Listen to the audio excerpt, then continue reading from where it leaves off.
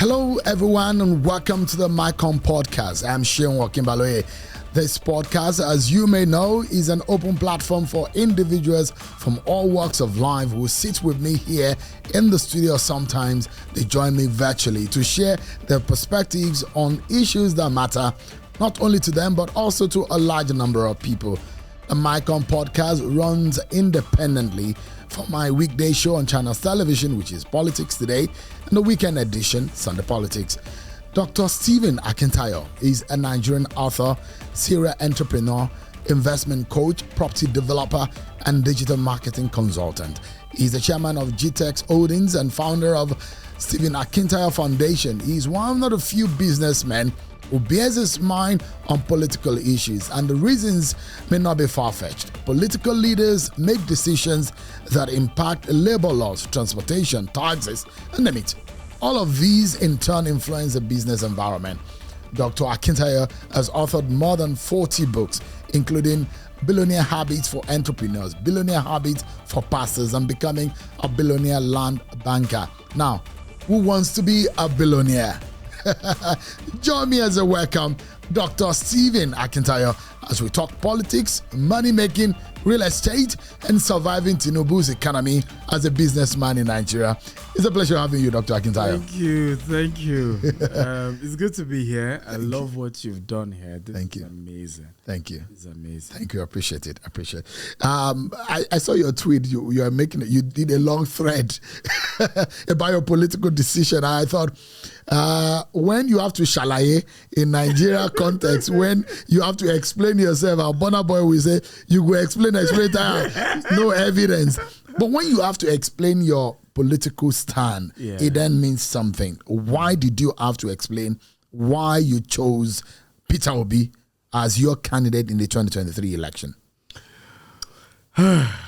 So, first of all, I think a lot of people have this concept that if somebody from your region is contesting an election, then you owe it to support them. And I think that's pure nonsense. If we want to run Yoruba Nation, let's run Yoruba Nation. But if we say Nigeria, then it has to be purely based on merit.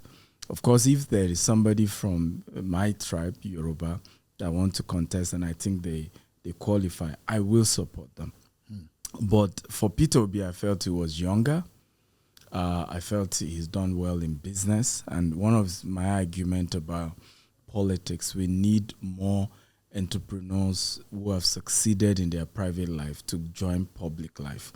One of what you and I will see are people who have never achieved anything, no single successful record in their own private life, and yet they want to run an entire government, right? And you see it become something people even brag about. Somebody had a cow farm. The cow did not grow.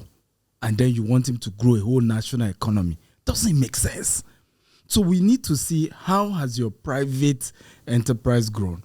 And then that can reflect in what will happen in public enterprise. So for me, that was based on it. Of course, President Tinubu, who finally won, also has done business, also understands Nigeria, and we're seeing that he really understands Nigeria in terms of the complexity of it.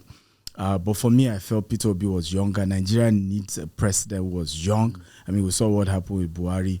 Most part of it, he was sick and wasn't able to attend to the situation on ground. So for me, it was based on that, And you don't regret at all voting Peter Obi? Did you vote him actually? I don't regret. I couldn't even vote, because I couldn't make it to the country. But I don't regret. Actually, you don't regret supporting Peter Obi? No, not at all. That he even did not win, that doesn't come as a regret? Not at all. If you have to vote again, would you still vote for Peter Obi? As of today, Peter Obi, yeah. Why? Because I think there's still a lot more this new government needs to do to prove to us that they know what they're doing. I've seen certain decisions that were right. For example, I supported the fact that subsidy had to go. It wasn't sustainable. What happened to the dollar as well is needed to be done because you can't be borrowing to back the naira. However, what I think Peter Obi would have done better was he would have communicated more. Let's be honest with ourselves. 70% of Nigerians are young people. And one thing with young people is they need you to talk to them. They need accountable leadership. They want you to be transparent. They want you to communicate more. And I think if this government had done more of talking to the people, particularly at the level of the president, I believe Nigerians will have been humbled about understanding what's going on. But more importantly also, if the president had cut cost, he did that quite late. At some point, I think it's now 25 people that follows him or something. But the budget for Aso Rock, the motorcade, the National Assembly cars, all these things did not show that the government understand that they've put Nigerians in a very, very dire situation. Many of them are struggling to feed. Those of us who a lot of people don't know that I'm not really based in Nigeria. I only own businesses in Nigeria, and I come, to see our businesses, and then I do a lot more business outside Nigeria. But we are all feeling the pain. People reach out to you, family members, everybody needs money, everybody is struggling. So we understand what is going on in terms of the impact of the subsidy, which was needed to go, in terms of the dollar devaluation as well, the naira devaluation as well. So for me, I think as of today, I haven't seen enough reason. For example, my argument is we're having to increase salary. Why do you need another 6 months after removing subsidy to then increase salary? Why? Why do we need to wait that long? Because if you understand how that affects the economy, when more people have disposable income, right, then they can afford to buy goods and services. But if you refuse to delay that, yet the politicians are feeding fat. They are getting more allowances. They are getting more stuff. More people are coming into various positions in government, and all that has impact on the cost of running the government. So I haven't seen enough. I can assure you that there's still more time for the president. It's just going to be 1 year in May. And if things improve in the next 2 years, I will vote him. There's nothing personal. I've never met President Tinubu before. Even Peter Obi, I just met him a few weeks ago at the airport. We're both coming from London. I've never met him. Who else? Alhaji Atiku Abubakar, I've never met them. I try to, run my thing. I avoid politicians. Let's just put it that way. Why so?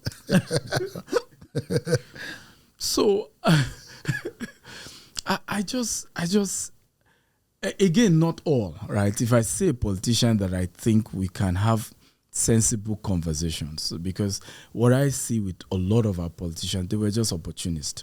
I know one big man who can put me in a position, and that's it. You can't even have sensible conversation with a lot of our politicians. Many of them are not deep, they are very shallow, even when you talk. Except ethnicity conversations, tribal conversation, religious conversation, a lot of Nigerian politicians cannot even have global discourse. And you can see it. You're a journalist. You see how many of them fight you. If we can't have a single intellectual argument and all of us hug it out, that tells you what's going on upstairs of that person. Would you ever become a politician? No. Why? My father. You do not want to serve. My father. No, I'm serving. I'm already more than serving. What I do is more than what most politicians do. I've sent over 5,000 kids to school. How many politicians have done that, even with government money? Right? We work with widows. We give grants. Every month we're giving grants to support small businesses.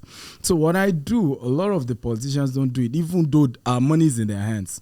But my biological father was a grassroots politician. In fact, he was the secretary to SDP in the 1993 election. Is it 1993 or 1992? 1992, 93. Yeah. Yes, 1992, 1993 election. He was the SDP secretary. So, Babangida Kingibe was the vice president to Abiola. And I watched my dad put all his life savings, put everything, all his energy. In fact, I can categorically say the logistic money for that election was distributed by my dad. I see him bring money full of briefcase, distribute every single kobo. MK was not given the position after election. We could not renew the house rent. This was a room and a parlor in Maiduguri. Wow. Right? We could not renew the house rent. We literally moved to a village, no running water, no electricity. Right? And I spent a good portion of my life seeing that kind of... So I saw what it did to my dad. And my dad couldn't even rise from that experience. Because you could imagine the belief that if this work, this was going to change his life. He was like practically... And because he was quite educated and he understood... he had a lot. So he just messed him up. So seeing that, for me, politics is scary. Looking at how it's almost like you're gambling. And another thing I tell people, I don't have enough money to do politics. Somebody once said, and I heard the story, that until you can afford to bring 500 million naira and they will throw it inside fire in your presence, right? And you will not shake your money. Mm-hmm. That's hard-earned money. Yeah, hard-earned money. Then when they burn it and you are not bothered, then they'll say, welcome to politics. Literally, that's what happens. Unfortunately, I'm an entrepreneur. Investors trust me for business. I don't have that kind of money to waste. So I'd rather stay where I am with what I do to do. But I'm willing, obviously, with a serious government, the areas I operate, I'm willing to give counsel to if it's anything that will not make me need to leave my business, I'm okay with it. Because let's be honest, right? Some of the money that these politicians are stealing, you as a private person in business, these are things, your company do in every 1 week or every day itself. So why do I want to bring myself to a position where small thing I say, he has stolen 100 million, 500 million. And these are normal things that your business can generate, particularly with international operations and things like that. So why create some dirt on your personality when you can actually operate within the private sector and do that? But there are those who will believe that if there is a passion in changing our country, on changing things in the way we want, is also by putting oneself into public office, by getting voted into office and making things happen, other than leaving it to the so-called unprepared, unqualified people. It's half truth. Let's look at America, right? The men who built America, John D. Rockefeller, J.P. Morgan, Andrew Carnegie. Okay, what political position did they have? Literally, John D. Rockefeller at some point was richer than the whole of America combined. Without that guy, you are not going to see the revolution we now see today in the entire petroleum industry. One man. Andrew Carnegie, the entire rail system, logistics of America. The man owned more than half of the entire railway in America. J.P. Morgan, the entire banking sector. This guy used to bail out America, right? The government is in trouble. This is the guy they come to. What you now know as Federal Reserve today, right, was J.P. Morgan fulfilling that role, bailing out different sectors. One man, I dare say, what Nigeria needs are men like institutions. When those men like institutions have taken over many sectors, developed those sectors, made those sectors viable, politicians then need to come in to work on their grid, right? And put in place policies so that there's no monopoly. And that's what happened in America. So when you look at every single sector in America, it was developed by individuals in the private sector. When they became so big, then the government found a way. John D. Rockefeller's company was, cut into like 5, Shell, Chevron, ExxonMobil. These were all Standard Oil. Right, so the same thing you need to see in Nigeria. You need men like institutions, men who will take over an industry, standardize it, create jobs. Look at Henry Ford. One man, the entire car industry was on his shoulder. Till today, that's still what goes on in America. Social media, largely on Mark Zuckerberg. The entire electric car, right? Elon Musk. Before we go into SpaceX and all this, you can see a whole sector on one man's shoulder. But of course, you can see what they are trying to do, even with Mark Zuckerberg trying to break Facebook. That's the way it should be. And I dare say that politicians need to wake up and stop fighting entrepreneurs. You need to be more humble. We get it. You found your way to now have some power. And with a pen, you can change a man's destiny. We get it. But if you really care about this country, you need to start partnering with people in the private sector to say, how do we make your business grow? We are starting over 400 housing unit in Houston on a 40-acre. And we did a conference. The congresswoman brought a congressional award of recognition. In my how many years being a Nigerian, doing business in Nigeria, I don't know any award any government institution has ever given me. I have not even started. It's a $150 million project. We've not even started, right? You're already getting people in government saying, we acknowledge what you are trying to bring to our city. That's the way it should be in Nigeria. Politicians should be able to, if they are really serious, including the senators and the so-called House of Rep people. Thank you for coming to my city to bring this project. What, policy can we pass that will support this business in my community? That's really how it should be. Instead, you see people say, who is he? Who is his father? Where is he coming from? Have we gotten our own court? That is why we are not making progress. All of us can go into politics. I saw it as a trap when they say, all of you young people, you're not too young to run. What capacity have you built? You can't give what you don't have. You get into politics, you've not built anything for yourself. How can you then, do anything, really?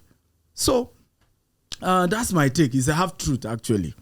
And I like that. But I mean, if you look at the mentality of the young person in Nigeria today, and it is the get rich fast kind of mentality, and they don't believe, a lot of young people don't believe in the sweat, in the principle and the concept of sweat, because I mean, a lot of the times when I talk about the principle of the sweat, before you can exert sweat, there must be some energy that has come out of you. There must be some inconvenience that have come out of you. Either you're in the gym or you're running or something.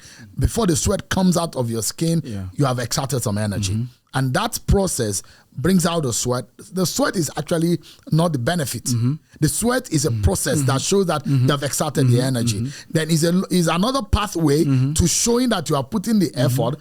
But in this day and time, we're made up faces, looking so good and looking so glam is what a lot of people, and fraudulent ways, what the young people think that is the right way or is the way to getting rich. I mean, for you, you are an entrepreneur, you know how to make money. On the other hand, you are also a coach. You teach people how to make money. A lot of young people will be looking at you today and say, look, why do I need to go to school? Why do I need to, whether I can do this and I can do that? Give us an understanding of some basic truth about making money. So I think the first thing is that we must come to the knowledge that money is a reward for value. Right? Once you have something valuable on the table, then people are willing to give you money in exchange for it. And the reason why our society is getting corrupted is because that's not the rule in Nigeria. Right? How do I put it now? If you just know how to hang around the corridor of power and hail politicians when they are coming, you have a chance of them being put in a position and then you are commanding billions, right? If you just have an uncle that is rich and you know how to blackmail him and say, people are telling me already that you're a rich uncle. If you don't send me money, I will struggle. Once we continue this culture where people can get something for nothing and we continue to, and the politician comes and then is spraying money, right? What exactly? Let's even forget where he got the money. But why are those people getting the money? What value has exchanged? So what is going on in Nigeria is that the older ones are not teaching the younger ones, even the ones who are made it legitimately. And I have argued that why don't we have a book by Tony Elumelu on how he made it? Why don't you have a book by Dangote on how? And I'm willing, right, if they watch your show, to work with them. I will interview them and work on these books because the youth needs it, right? Sometimes people ask me, why have you authored so many books? And most of my books we transcribe, just so that same model. I'm willing, but the young people need to know that I, as Dangote, I was like you some time ago. I struggle as well. I was looking for capital at some point. They need to hear that from Tony. That at some point in this country, I literally was at the level you are. But because they don't communicate. So most young people are seeing all these older guys at the peak of where they are. There is no data showing where they started. So each time you now come out publicly and say, young people should be patient. They should. But where is the data of how you started in a very humble way? And remember, technology is also disrupting a lot of these things. So first thing is value in exchange for cash. That must be the basis for making money. Number two is that there are two major ways you can make money: active income and passive income. So as you're a presenter, as I'm a coach, that is a source of active income. In other words, if I'm invited to speak in a place or I coach somebody, they pay me for it. Active income. But guess what? The rules show that nobody has eventually become financially free. Not that they didn't make money, but at the level where you have more than enough to even give. Nobody has ever, and consistently so, through active income. People ultimately become financially free through another channel called passive income. Now, what is passive income? Passive income simply means I take my money, I go give it to somebody else who own a company, right? Through buying shares, through bonds, through other means. And then he continues to work for me. That way, money is working for me. I only withdraw that money once. And then almost for the rest of my life, I'm getting dividends, I'm getting shares. Of course, there are one occasionally where there are challenges. That's where coaching comes in, training comes in. You know when to exit, when to get out, and all of those things. So people, that again is a knowledge that is not yet, how do I put it now? It's not yet available or spread. No, it's not yet available in a. There's a word around it. General, it's not a general knowledge. Yeah, it's not commonplace. Right? It's not a commonplace knowledge about passive income and building wealth. So an average conversation, even in Nigeria, is go get masters, go get PhD. And many parents don't even know that era is gone. Right? That era is gone. Facebook no longer needs your degree to even give you a job. Google no longer needs your degree. Elon Musk was still sharing recently. He said, I don't need people to have degree. I need them to be exceptional. I don't need their university degree to give them a job. That's why most of us dropped out. So parents are not even getting it. That the world is totally being disrupted. Education is being disrupted, right? And the kind of skills people need in tomorrow's future are skills that AI cannot do, things that robots cannot do. And some of them are soft skills that we need to really prioritize even now. Emotional intelligence, leadership, courage, right? To take on unpopular positions like the one I took, right? Right. So these are things we need to begin to push out there. But again, you want to be rich, focus more.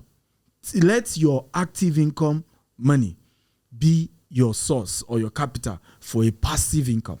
And once you have enough passive income, you are ready to build wealth. What would you tell the Nigerian, because this podcast is more or less crafted for the path of a young person in Nigeria, and a young person is actually a dynamic word for age and formation of people. But so, what would you say to those who are looking and say, oh, I like to become a Stephen Akintayo, for example. I like to make it in life. I want to be rich, and I want to not only be rich, to make impact. Where can they start? I think they should start from volunteering. When I finished, a lot of people don't know my story. When I finished I went to Osu, and I did 8 years instead of 5 years, right? And I remember by the time I was coming, I knew there was no job. So I remember printing 100 CVs. And I had a cover letter. I said, do not pay me for 6 months until I prove myself. Well, the first place, they said there's no table and chair. The third place, the person collected my CV and walked away. The third place, the man looked at me and said, there's no job in Nigeria. I can see from your CV, you've started business on campus. And I actually started business when I was in university. He said, why not continue? And that was the last place I dropped my CV. But today, that principle is still valid. Some people will not take you, but some people will take you. You need to know that what they taught you in university is no longer valid today. Even in our organization, for an average person to really become productive in our company, they need to put in 6 months before they really can start adding value to us. And it's not fair for you to expect a company to train you and pay you at the same time. Now, it's not their fault that the educational system is not up to date so that you have skills that are relevant immediately in the workplace. It's also not your fault that the educational system is that way, but that is what it is. So for me, I would say go volunteer. Now, for those who want to become entrepreneurs, they don't even want to go career path, the same thing. Go look for an entrepreneur who is already in the industry you want to start a business, and either go serve them for free or pay them to become your coach. It's one of those two. If you really want a mentor in this world, you either pay or you serve. Even for me, till today, a lot of my business mentors, whether in Nigeria or outside Nigeria, is either I'm serving them, okay, or I'm having to pay for the time that they're giving you. It's not fair to go and sit down, okay, with a Cosmos Maduka or with a Dangote or with a Tony Elumelu or whatever, and then you're asking questions about your business for 2 hours. The man, that 2 hours you put into his business and generate more money. So let it be that it's win-win. And I talked about it in my book, The Billionaire Habit. Create a win-win situation with anybody you need something for. Nigeria is already a mess because we have built this system based on get something for nothing. And we've seen that over time, those people giving us something for nothing have hidden agenda. Ultimately, right, they are just giving you what they will still take times 1,000 when they enter office. So why not start on the core principle of value for value? The terrain, the economic climate today, one could analyze it in whichever way you can look at it. The removal of subsidy, the flotation of the naira and all what have you. Giving your own assessment of the policies of this government in those areas. I think they are good. Honestly, I mean, I didn't vote for them, but I think they are moving in the right direction. I think what is missing, honestly, is you have some people who are sycophants. All they want to do is come on your show and say, all hail Tinubu, he can never make mistake. And I think that's part of what's killing our politics in this country, right? Because many people who do that have no value to offer. And I've noticed the same in my own company. I mean, globally, we have over 300 employees. And I noticed that the employees who, when I come to the office, yes, sir, welcome, sir. Hey, they're the ones who have nothing to offer. The ones who really have value, they're busy trying to get results. They don't have my time. And I don't also have their time, really. Right? So I think that there are good policies, but because other people are also not lifting their own weights. So you are seeing that it's not having the right impact. For example, like we said, if you do one monetary policy, then where's the fiscal policy? If you do the right fiscal policy, where's the right monetary policy? So if you have successes in your monetary policies, but your fiscal policy is failing, then you will continue to have what you have. I'll give you a practical one.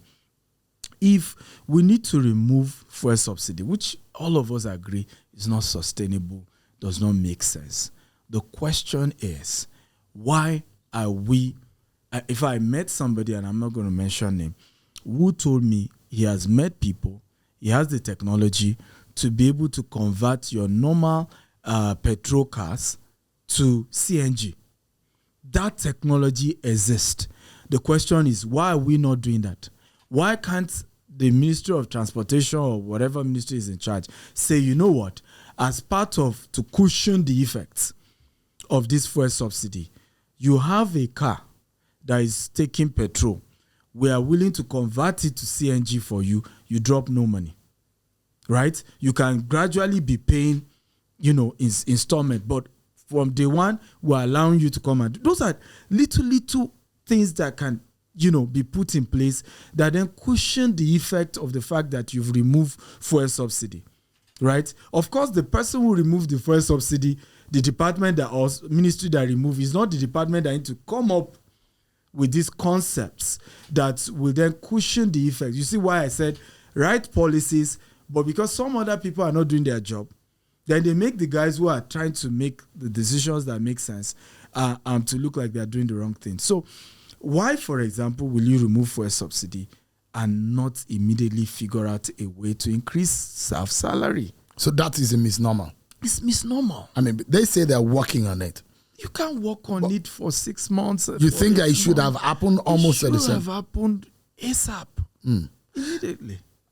Let me ask you, you are looking at what the Tinubu government is doing, and you say that you can actually vote for Bola Tinubu if he does well in the next election. Absolutely. Even if Peter Obi, your candidate, is still on the ballot. Absolutely, if he impressed me, because one of the realities that Tinubu government or leadership is showing is that Peter Obi actually might be too nice for Nigeria. Honestly, because when you look at the complexity of Nigeria is really complex. And there are really powerful people running this country. And they are behind the scene. And you hardly would see them. And these people can sabotage you easily. And I think that there are a lot of tools to blackmail Peter Obi, compared to a Tinubu. So, and if you look at it even scripturally, before a David, there must be a Saul. So I didn't support him being the president, but who knows? He might just be the needed, because I've seen him make some tough decisions and I know that these ones are really tough. This is like going after the powers that be, right? And sometimes if you're too clean, you really cannot get the dirty job done. And leadership is dirty. I tell people oftentimes, leadership is not good and evil. Oftentimes, we think in a very shallow way to think that leadership is about good and evil. It's not that. It's between, can I take out a Osama bin Laden, but there could be innocent 10 people that will die, right? Or I leave Osama bin Laden and there's another chance he will kill another 2,000 people. Either way, people must die, and innocent people must die. And that's the kind of decision you are confronted with as a leader. It's not an easy option. There's no easy option. And that's why for me, I would say that some people in Tinubu's government are not carrying their weight. And they're part of the reason why it's making it look as if he's not making the right decision.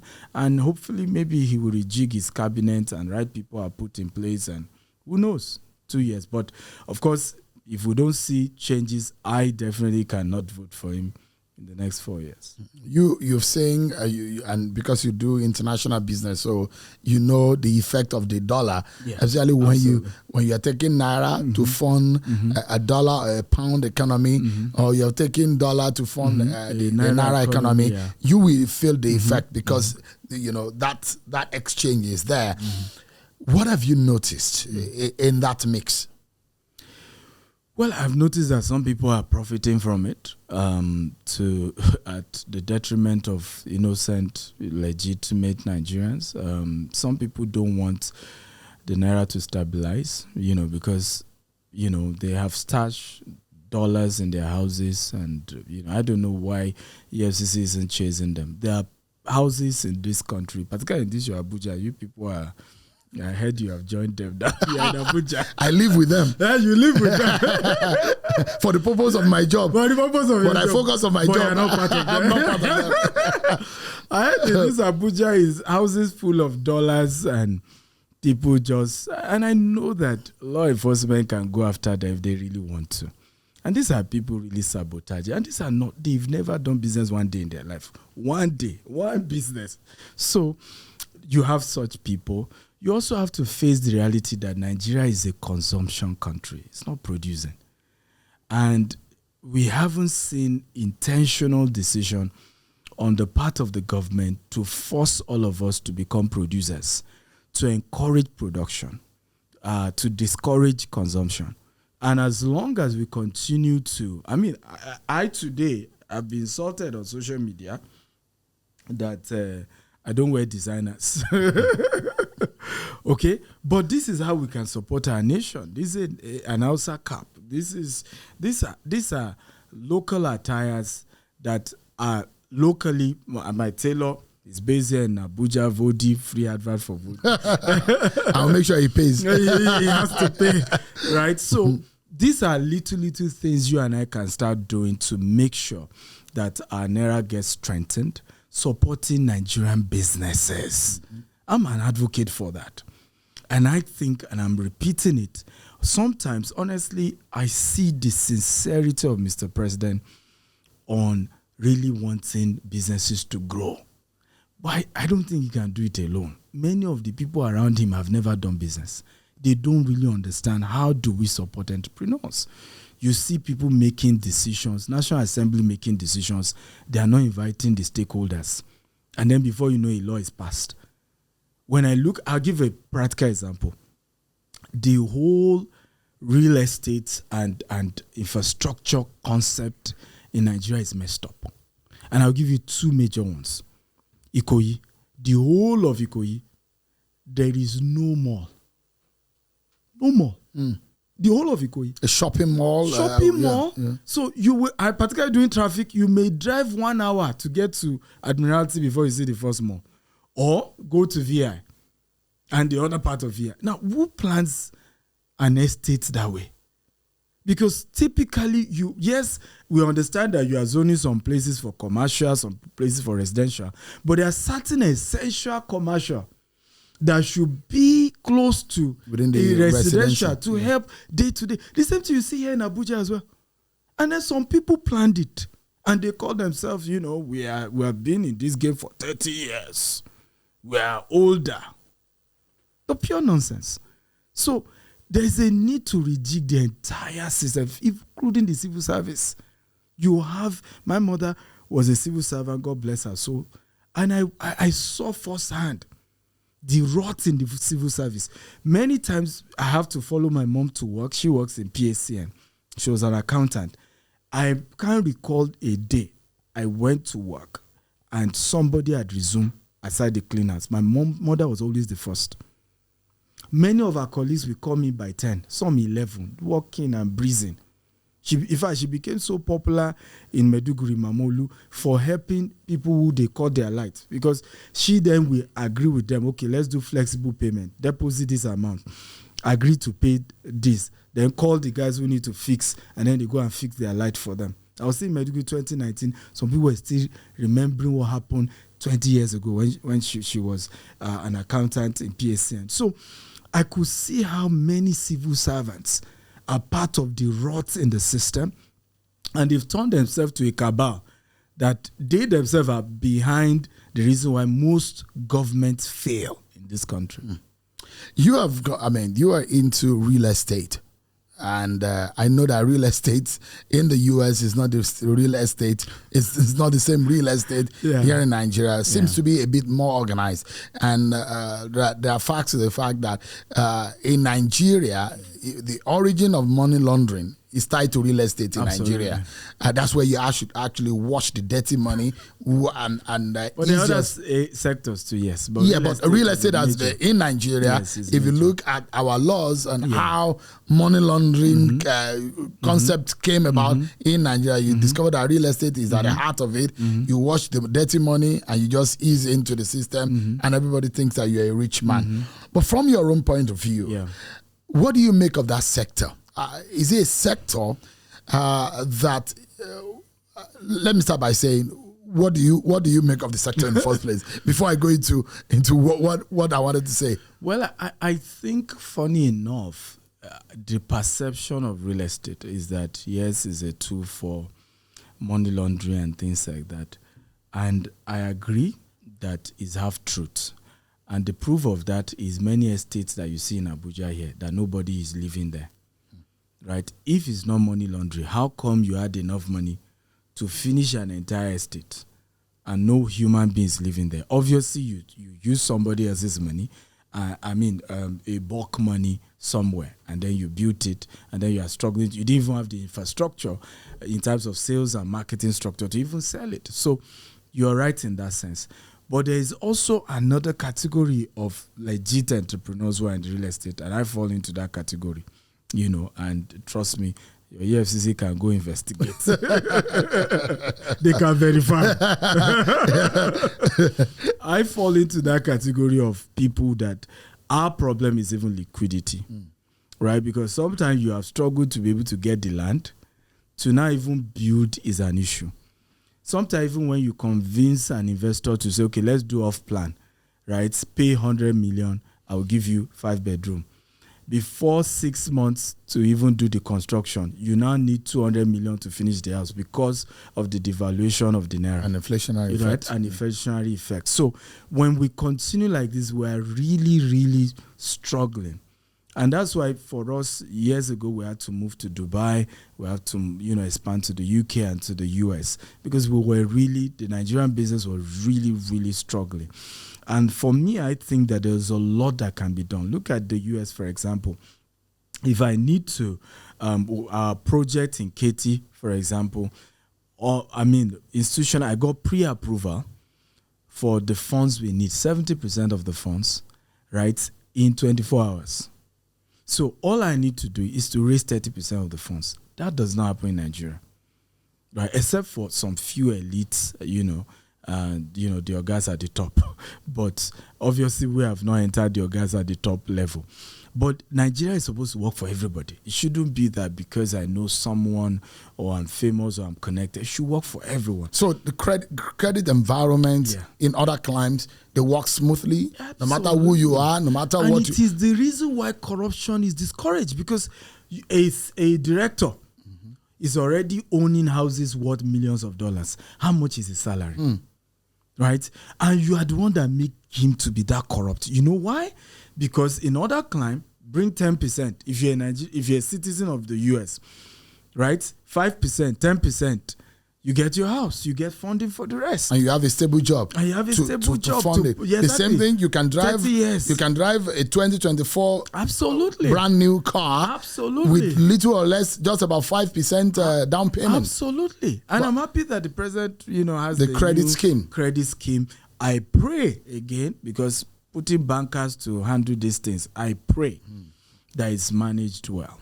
And it's not something that is cornered to some. I hope that it becomes a law that a Nigerian can own a house without any sweat. Look at what Lin Kuan without having to steal. Yeah, if you have studied Lin Kuan Yew, Singapore became what it is because Lin Kuan Yew realized he had the same problem Nigeria is having. Most Singaporeans were not loyal. They were not patriotic. And he said the reason is because they don't own a house.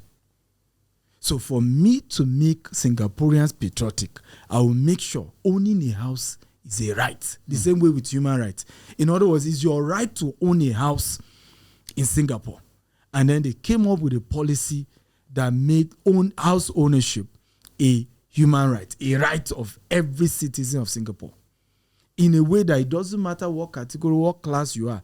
No matter even how cheap the house is or whatever, but you are entitled to a house. And once he started doing that, because I know I have my house, I'm loyal to that nation.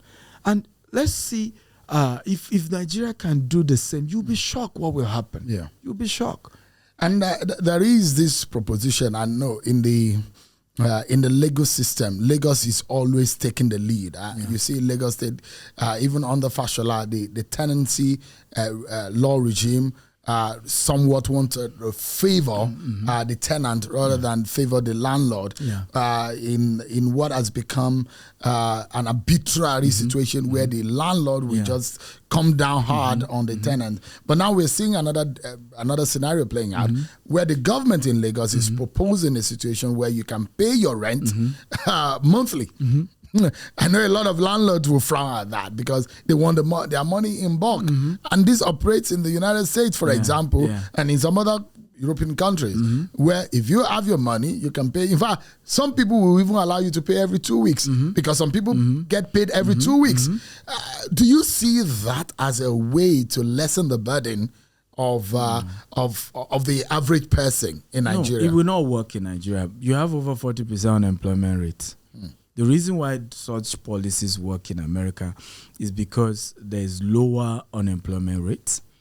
There is guarantee of your pay every 2 weeks, every 1 month, and also the law allows you to evict your tenant if they default easily. Now, eviction in Nigeria is difficult. In Lagos, is 6 months notice. Except you want to break the law. Yeah. Right? You can't just evict your tenant. So when you have such a law, and then you are now saying I should be paying every month, you have situation whereby the tenant will say, well, I won't pay for 6 months. After all, even if you go to court, right, before they even hear the case, I will have spent 6 months of free rent.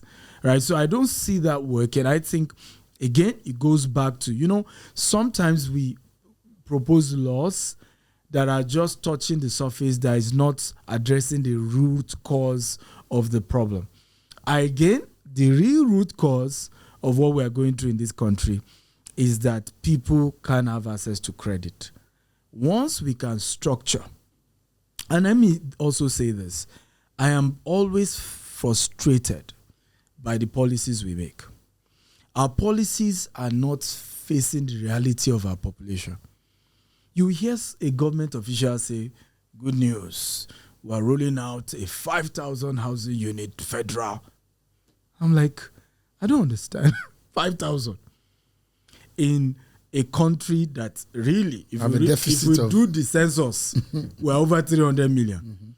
And data is showing, people are not even facing the reality of the trouble we're in. Lagos, according to Washington Post, by the year 2100 will be the largest city in the world. With over 80 million people. Now, 3 more largest cities in the world will be in this same Nigeria, according to Washington Post, not Nigerian newspaper. And there are so many research that is showing all these things. And Nigeria has a choice.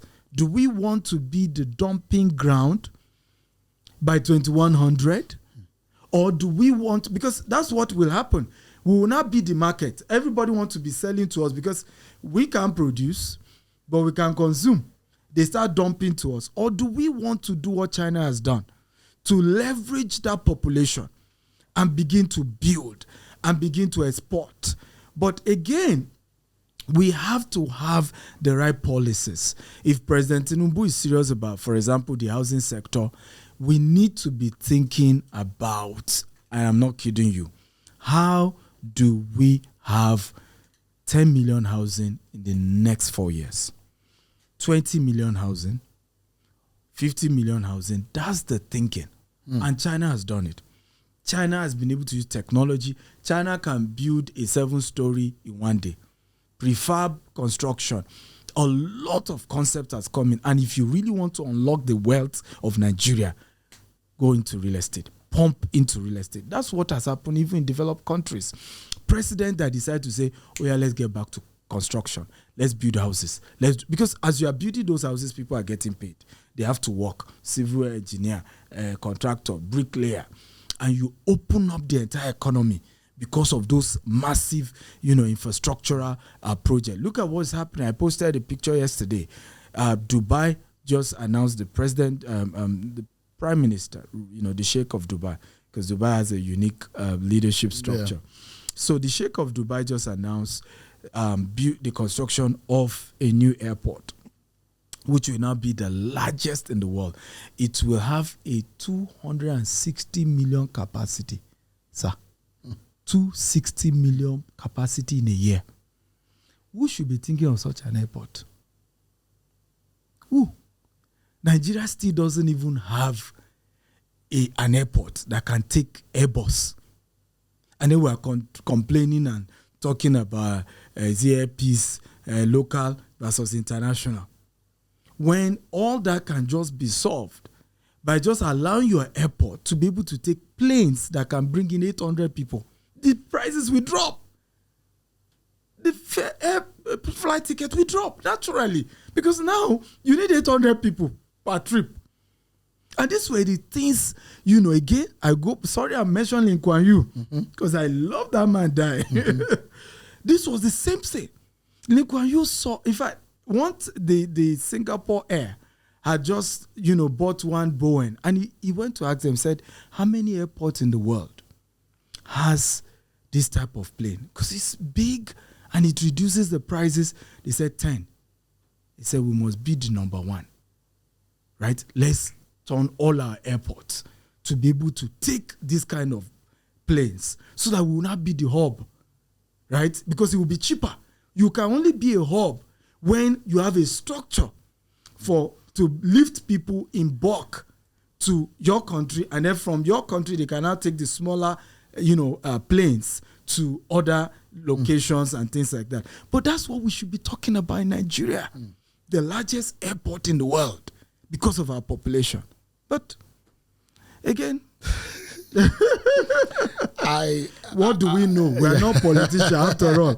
I'm just a businessman, hustling.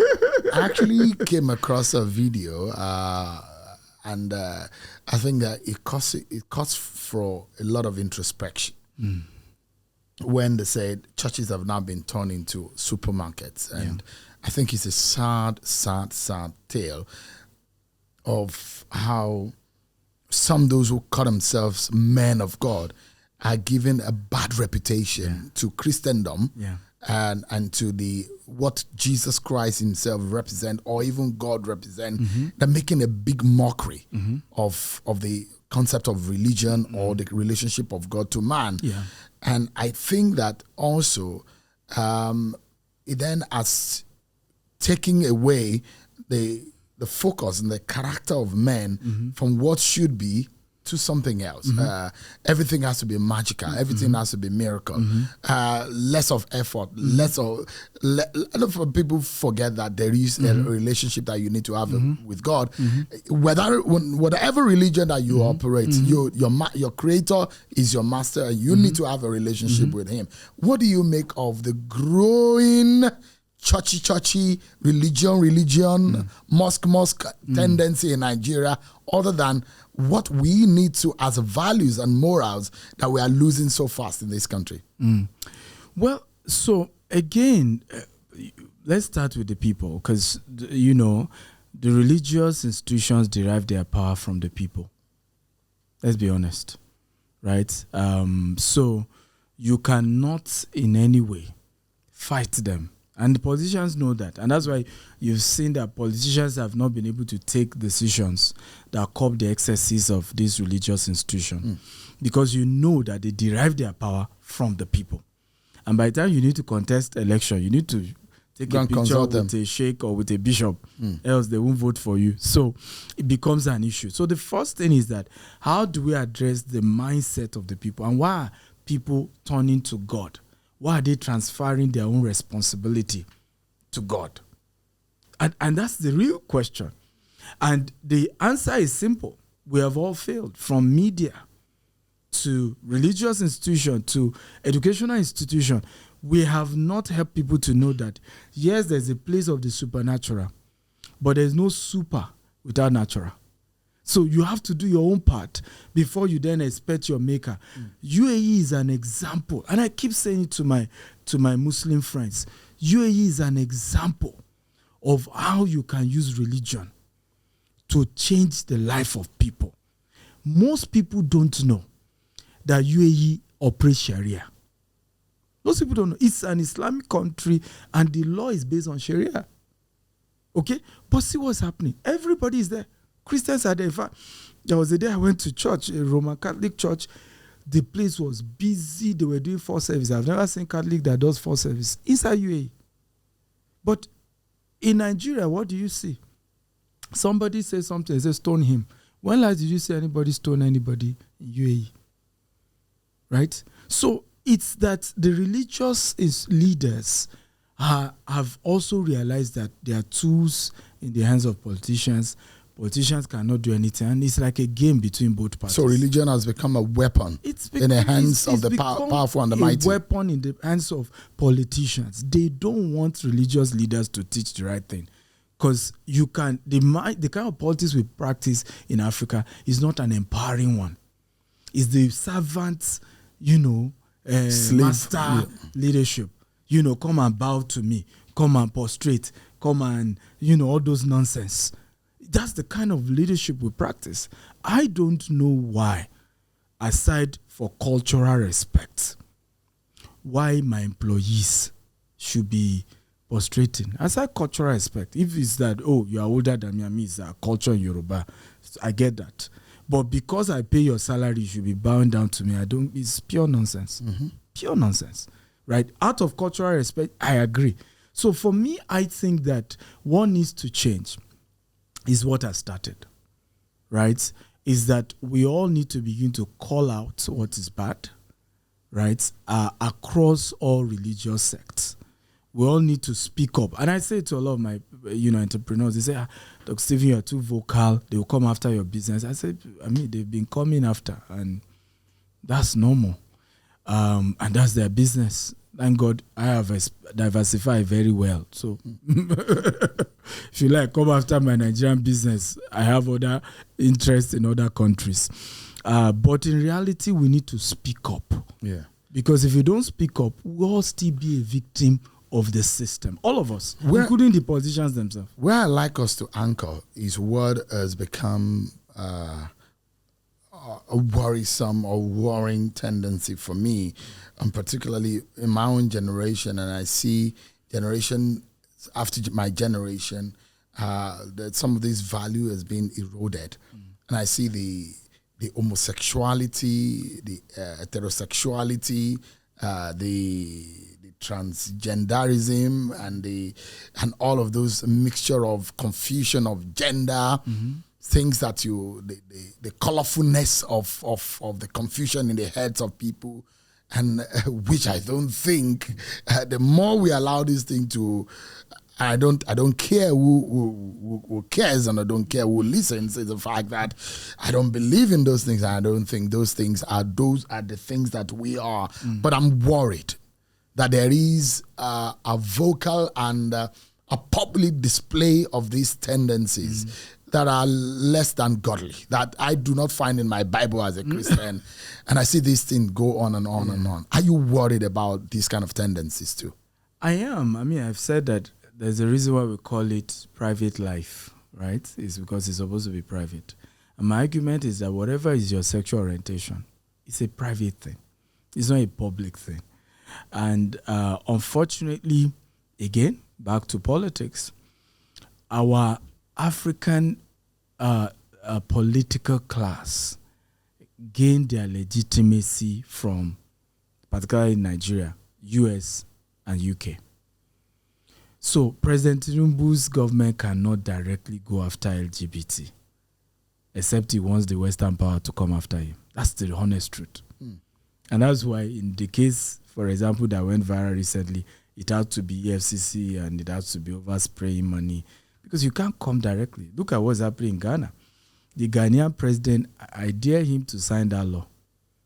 His party will not win. You should ask Jonathan what happened to him. Even Zimbabwe. Go and check what's going on with the Uganda, rather, with them passing that law. The Western world is speaking. So I think the issue really is that indirectly we've surrendered our power to the Western powers. So they are the ones who in many cases give a lot of our political leaders the legitimacy. Do you know that in Nigeria now, the US accepts that somebody is the president, technically the world doesn't believe the president is the president. So when we continue this nonsense, until we can run our country ourselves, until we can pick our leaders ourselves without Western interference, these things will continue. My argument has been Africans as of today do not want all this LGBT as of today, right? It may change in future, but it's a cultural thing beyond even religion. It's a cultural thing. is just a taboo in the African culture. And I beg the Western powers to please respect these cultures, because they are the ones that keep moving the goalpost. Okay? We were worshipping Ogun and Oya and what were Africans worshipping until they came and said it's Jesus Christ, right? Christianity. And then, of course, Islam also in some parts. And we accepted this. Today, the same you is bringing values that are anti the religion you brought to Africa. So you can't continue to move the goalpost the way you want. Today, this is right. Tomorrow, it is wrong. Even corruption. Who taught us how to be corrupt? Africans didn't know what corruption was. The word is not African. It's not African. The word is English. In fact, it was impossible to be corrupt. Ogun will kill you. Right? Sango will strike you dead. Sango will strike you. We grew up, I still met a few parts of that, where even in the northern part of Nigeria, because maybe where I grew up was much village, they will put the thing there. They will write the amount there. Yeah. You pick it, then you put the money under that paper and put a stone, and the person pick it. Mm-hmm. Today now, but that's the way it used to be. So Western world needs to leave us alone. That's all I will say. Wow. Such a lot of knowledge packed in just one podcast interview, and so much more that we could have explored. I hope I did not break anything, but I fear podcasts like this, because before you know it, tables are broken. No. You are in trouble. I think to a large extent, it allows for people to be able to express themselves without any inhibition. Yeah. But we must sincerely thank you. Thank you so much. Really a pleasure. Thank you so much. And it's deep. One of these, I love your show. You are very deep. Thank you so much. And I love what you do. I appreciate it. Thank you so much. Well, there you have it, everyone. Dr. Stephen Akintayo has shared with us his wealth of experience in business and how politics is tied to almost all of our endeavors. No doubt, it is a different view altogether, and that's the essence of these podcasts, having the benefits of people of various backgrounds sharing their thoughts on challenges and, most importantly, offering solutions on how we can solve our problems as a nation. On this note, I say, God bless the Federal Republic of Nigeria, and may Nigeria succeed. Thank you all for joining us. I'm Sean Okimbaloye. I'll see you next time. Bye for now. Thank you for joining us on this edition of Mike On Podcast with Sean Okimbaloye. Mike On Podcast for the independent mind.